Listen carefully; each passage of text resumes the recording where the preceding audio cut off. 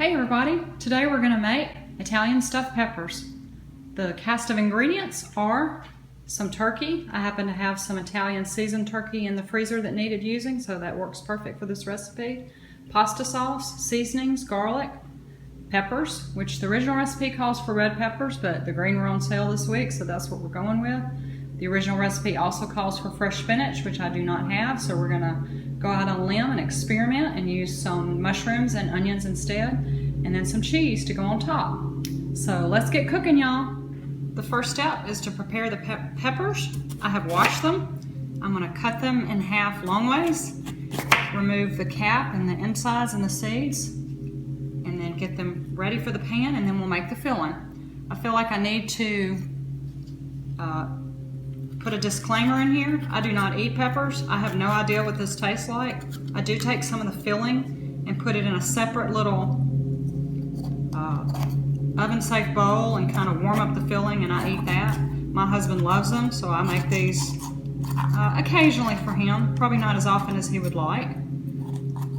One piece of advice is, if you like to cook and your spouse likes something, go ahead and make it for them, even if you don't like it. It'll get you some good brownie points. Good way to keep a marriage strong. So we'll get these ready and get the filling. Okay, I'm pretty sure I cut those peppers wrong because I don't like them. But I did get the seeds and the membranes and the ribs out to the best of my ability. I went ahead and lined my pan with foil and sprayed it with cooking spray just so I'd cut down on my dishes afterwards for a little bit. Now it's time to make the filling.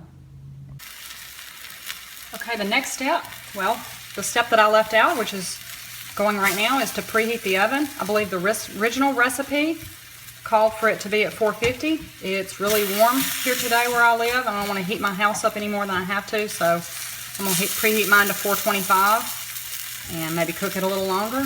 The next step, after you've gotten the peppers prepared, is to make the filling. I've got ground turkey, which this package happened to be Italian seasoning. I don't know if it's got a lot in it. I'm going to go ahead and add seasonings as the recipe calls for. And I will have the recipe down below in the description box. So go ahead and cook the turkey. I'm going to go ahead and add the mushrooms.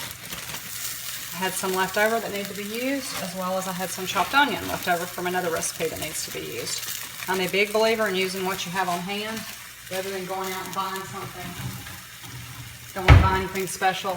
I did not have any fresh spinach, and I probably have spinach somewhere in the freezer, but it only used, I believe, a half a cup, and I don't think that's a whole package.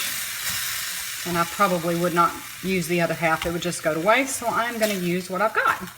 So we will get the meat browned up, and then we will come back and add the rest of the stuff, the sauce and the seasonings. All right, I've got the meat just about done.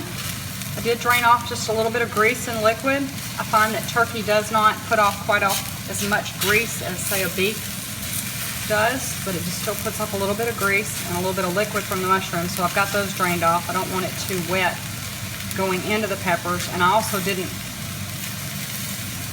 chop up the turkey into as small of pieces as I normally would. It's easier to stuff to me. I'm not a pepper expert, but the peppers seem easier to stuff to me if their meat's chunkier. We'll add some seasonings, some basil, some oregano, and to be redundant, since these are Italian stuffed peppers, some Italian seasoning. Do not have fresh garlic, so I will use some of the jarred. And a little bit, excuse my hand, of salt and pepper. It's hiding back here by my stove. And then we will add the sauce. Any kind of pasta sauce will do, homemade if you've got it or you want to make it. I'm all about these days taking shortcuts. So I've just got a jar of sauce. Let's go ahead and mix this up before we add the sauce. Trying to stick on me a little bit, but that's alright. Luckily these pans clean up pretty easily.